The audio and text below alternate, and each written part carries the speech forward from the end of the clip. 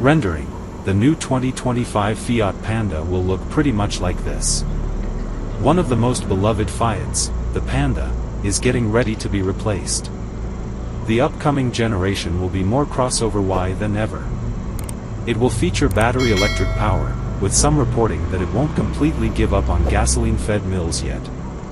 2025 Fiat Panda, rendering. 6 photos. Photo, Kalisa.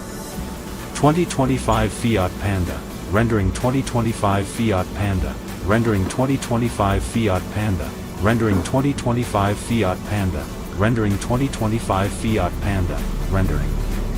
We know quite a few details about it, from its design and platform to its place of birth. Speaking of the latter, it won't be put together at the Pomigliano d'Arco factory in Italy, which makes the outgoing iteration, as it will come to life in Serbia instead. Beneath the fresh skin, which we will talk about in a moment, lies Stellantis smart car platform, allegedly. Models such as the new C3, C3 Aircross, and the upcoming Opel/Vauxhall Frontera use this construction, which supports ICE and EV powertrains. Rumor has it that the new Panda, possible name, unconfirmed, might share its all-quiet powertrain with the E-C3. This means it might get a 44 kWh battery pack and a 111 horsepower, 113 PS/83 kW, electric motor mounted at the front.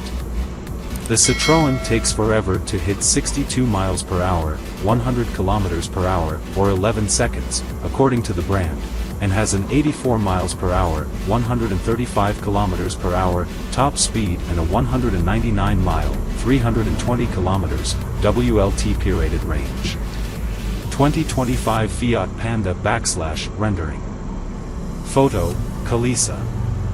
Fiat's upcoming subcompact model will look more like a crossover than its predecessors.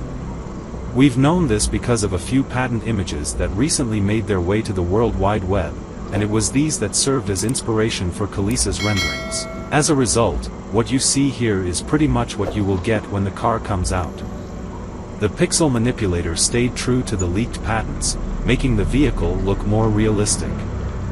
If the design is familiar, it is because the 2019 Centivendi concept inspired it. Mind you, some of the traits were toned down for production, but we can still see a similar approach at the front and rear, albeit with fresh lighting units and more sensible bumpers.